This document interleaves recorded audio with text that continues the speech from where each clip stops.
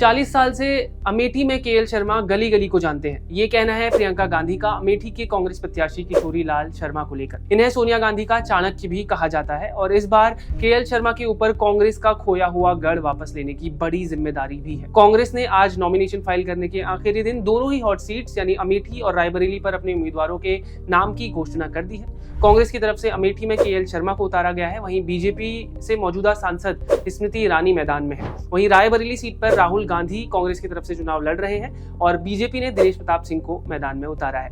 ये वही दिनेश प्रताप सिंह है जिन्होंने साल 2019 में लोकसभा चुनाव में सोनिया गांधी को कड़ी टक्कर दी थी। दोनों ही सीटों पर 20 मई को 5वें फेज के चुनाव के साथ वोटिंग होनी है। आइए आपको बताते हैं कि दोनों ही सीट का इतिहास क्या कहता है। रायबरेली में राहुल गांधी का मुकाबला बीजेपी के दिनेश प्रताप सिंह से है, जिनके लिए माना जाता है कि रायबरेली में इनका काफी स्ट्रॉन्ग पॉलिटिकल होल्ड है। पिछले लोकसभा चुनाव में दिनेश प्रताप सिंह भले ही हार गए थे, लेकिन उन्होंने सोनिया गांधी के जीत का अंतर बेहद कम कर दिया था। रिकॉर्ड्स की अगर बात करें तो साल 2014 में रायबरेली से बीजेपी उम्मीदवार अजय अग्रवाल के खिलाफ लड़ी सोनिया गांधी लगभग 3.5 लाख वोटों से जीती थी, लेकिन साल 2019 में जब सिंह से उनका मुकाबला हुआ तो जीत का अंतर घटकर 1,67,000 रह गया था। साल 2014 में बीजेपी उम्मीदवार अजय अग्रवाल को लगभग 1,73,000 वोट मिले थे, लेकिन साल 2019 में बीजेपी उम्मीदवार दिनेश प्रताप सिंह को लगभग 3,67,000 वोट मिले। रायबरेली में अब तक की बीजेपी का सबसे बेहतरीन प्रदर्शन था। आपको बता दें कि दिनेश प्रताप सिंह साल 2018 में लोकसभा चुनाव से कुछ समय पहले ही कांग्रेस से बीजेपी में शामिल हुए थे।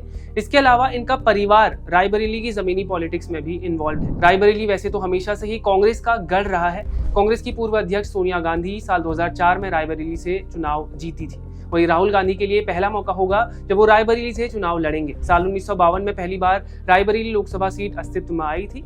लोकसभा चुनावों में जहां कांग्रेस को 17 बार इस सीट पर जीत हासिल हुई है, कांग्रेस इस सीट पर सबसे सफल पार्टी भी है। वहीं बीजेपी इस सीट पर सिर्फ 2 बार जीती है और 1 बार जनता पार्टी के उम्मीदवार को इस सीट पर जीत मिली है। बात करें अमेठी सीट की तो इस बार गांधी परिवार से हटकर एक उम्मीदवार अमेठी सीट पर उतारा गया है। इनका नाम है केएल शर्मा।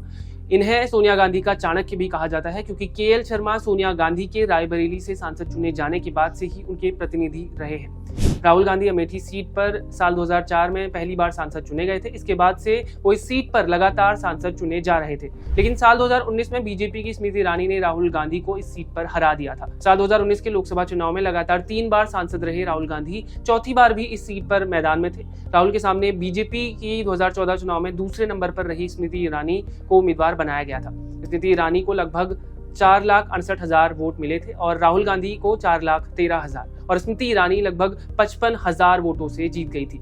साल 1999 के बाद ये पहला मौका है आज कि जब गांधी परिवार का कोई सदस्य अमेठी सीट पर नहीं लड़ रहा है। हालांकि केएल शर्मा को कांग्रेस पार्टी के साथ साथ गांधी परिवार का भी वफादार माना जाता है। साल 2019 के अलावा अमेठी सीट पर कांग्रेस 1977 और 1998 में भी हार चुकी है। उस दौरान इस सीट पर गांधी परिवार से कोई उम्मीदवार नहीं था। अब देखना ये होगा कि क्या दिनेश प्रताप सिंह एक बार फिर कांग्रेस की खोई हुई सीट वापस ला पाएंगे और क्या रायबरेली की जनता इस बार कांग्रेस के साथ जाएगी या फिर नहीं। कैसी लगी आपको ये वीडियो, हमें कमेंट करके जरूर बताएं। धन्यवाद।